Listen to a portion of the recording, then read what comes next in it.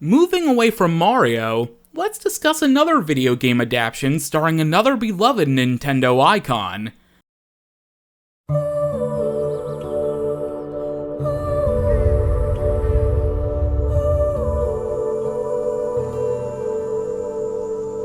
This totally legit Zelda movie trailer IGN uploaded that's certainly not an April Fool's joke or anything. Nah, let's discuss Pokémon. When the Pokémon anime begun development, one idea the producers argued with Game Freak was about whether or not Pokémon would be allowed to talk. Game Freak insisted that they shouldn't, although a compromise would eventually be reached with Meowth from Team Rocket. This rule would remain in place for the longest time, until the release of the Nintendo 3DS spin-off game, Detective Pikachu. While Game Freak was concerned that a talking Pikachu could potentially backfire for the beloved electric mouse, in the end, it worked out pretty well for the game. In 2016, a large bidding war would begin regarding the rights to create a Pokémon movie, notably in response to the massive popularity of Pokémon Go. After Legendary Pictures obtained the rights, they decided not to feature Ash as the main protagonist, feeling his story was already well explored in the anime and animated movies. Instead, it was decided to make an adaptation of Detective Pikachu, so the film would have a legitimate excuse for a talking Pikachu. An interesting side note is that alongside Legendary Pictures, Warner Bros. And Sony were also among the top bidders for the movie rights. Warner Bros. Would eventually distribute the film, while Sony wouldn't get anything at all. The only reason we're pointing this out is because, alongside Mario, this would be the second time that Sony would try to obtain the rights to make movies based off a Nintendo IP.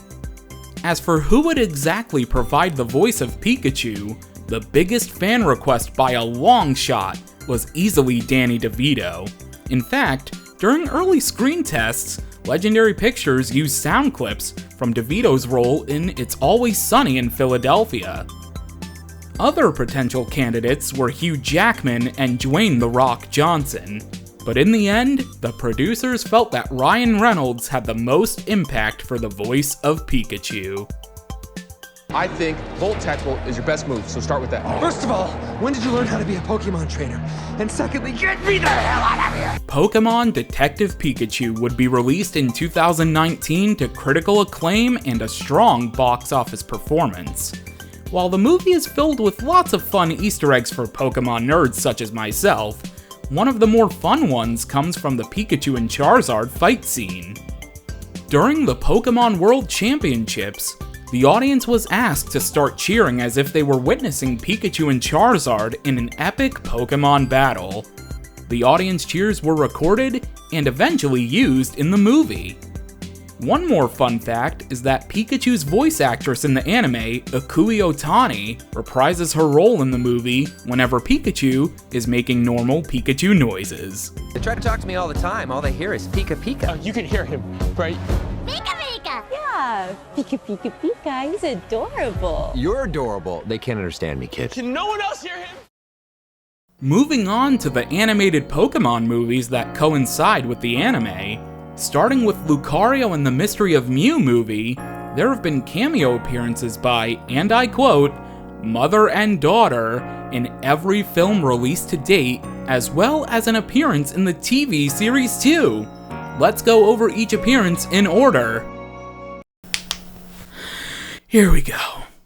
In Lucario and the Mystery of Mew, the mother was reading the history of Rota to her daughter. In The Rise of Darkrai, they were seen traveling through Alamos Town, where they heard the Space-Time Towers playing music. In Giratina and the Sky Warrior, they were seen walking in a town while Zero attacked Ash and his friends with his Magnemite, Magneton, and Magnezone. During the end credits of Arceus and the Jewel of Life, they were seen walking past Ash and his friends. In Zoroark, Master of Illusions, they were seen walking along the sidewalk behind Peg. In White Victinian Zekrom and Black Victinian Reshiram, they passed by Ash, Iris, and Cylon during the battle tournament in Irondoke Town. During G.A.M.E vs. the Sword of Justice, they appeared when Ash and his friends got off the train in Windy Station, and in the ending credits. During the credits of Genesect and The Legend Awakened, they were among the guests taking a tour of Pokémon Hills with Eric. In Hoopa and the Clash of Ages, they were evacuated from the space-time collapse via one of Hoopa's rings. In Volcanion and the Mechanical Marvel, they were seen walking through an unknown town. In I Choose You, they were seen walking through an unknown town. In The Power of Us, they were seen by the veranda with a bay leaf. In Mewtwo Strikes Back Evolution, a remake of the first Pokémon movie, they were seen during the end credits. And lastly, in Secrets of the Jungle, they were seen walking around Malifa Town. Their actual physical appearance in the main series would come in episode 90 of the Sun and Moon series, where they were among those in a crowd watching Kahuna Hala on television. And now let's move on to... Wait, what do you mean there's a last-minute addition to this video? This video's already like 30 minutes long! Oh, come on! Oh, well, alright. Around the time of Pikmin 3's release, Shigeru Miyamoto was interested in expanding Nintendo's brand beyond video games. He felt a collection of short films would help explore the individual personalities of the Pikmin, something the development teams were always limited on within the games. 3 short films would be produced and released on the Wii U and Nintendo 3DS eShop. Treasure in a Bottle features a red Pikmin getting stuck in a bottle after trying to retrieve a marble. This one is Gator's personal favorite.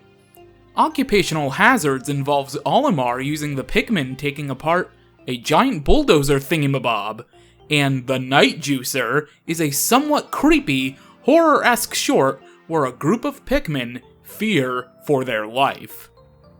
These shorts were awesome! Some sources like IGN would claim Miyamoto had nearly 30 shorts in production, but only released 3 of them. While there's little to no evidence on whether these claims are true, there is one fun fact that's pretty amusing. During early production, Miyamoto would use Flipnote Studio to storyboard the shorts. The Pikmin shorts would remain exclusive to the Wii U and 3DS eShops for the longest time, until Nintendo uploaded them on YouTube alongside the release of Pikmin 3 Deluxe on Nintendo Switch. However, the behind-the-scenes bonus features would remain exclusive to the eShop versions. Seeing how well Pikmin translated into short films would inspire Miyamoto to explore this idea further. To end off this video, let's do a quick overview of some additional movies and cameos from Nintendo franchises.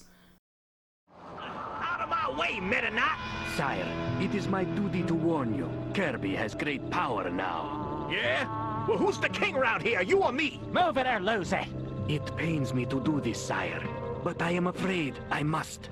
Hey, what's happening? We're going back! I know that! It's a wrong hole! We're gonna crash! Do something! Like what? Break my ball! Kirby Fright to the Finish was released as the series finale to the Kirby anime, Kirby Right Back At Ya, made up of the last 5 episodes of said series. Think of it like how the Clone Wars movie was made of that show's first 3 episodes. Right Back At Ya was made with the mindset of creating an anime that could be enjoyed by children and parents, in a similar style to how the games are made for beginners and experts. Series creator Masahiro Sakurai was involved in overseeing the series and movie, with the show's only major limitations being that no humans could appear, and Kirby was not allowed to speak.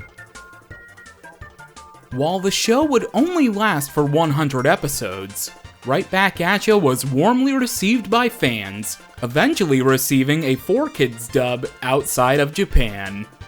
May Spanish Meta Knight live in our hearts forever. In 2006, Nintendo announced a partnership with OLM Inc. and VAP to create an animated movie based off Animal Crossing, following the success of Wild World, which would be distributed by Toho. You know, Toho, the Godzilla people. Shigeki Joban Dobutsu no Mori, or Animal Forest the movie, would release theatrically in Japan later that December. The plot involves an 11-year-old girl named Ai moving into a village filled with animals, getting in debt to Tom Nook, having friends move away from your village, competing in a winter festival, you know, all of the goodness that comes with the Animal Crossing games. The movie gained a positive reception in Japan with a fairly strong box office performance, but unfortunately wouldn't see an official release anywhere else outside the world. There's probably countless more that we didn't have time to name here, but the point is that Nintendo has a long history with movies and shows, and with the Super Mario Bros. Movie recently released to a hopefully warm reception, cause this script and episode are written and being released before the movie even comes out, the future's looking bright, however, for Nintendo characters on the big screen. That's all for today, but don't forget to check out our other Gaming Gallery episodes.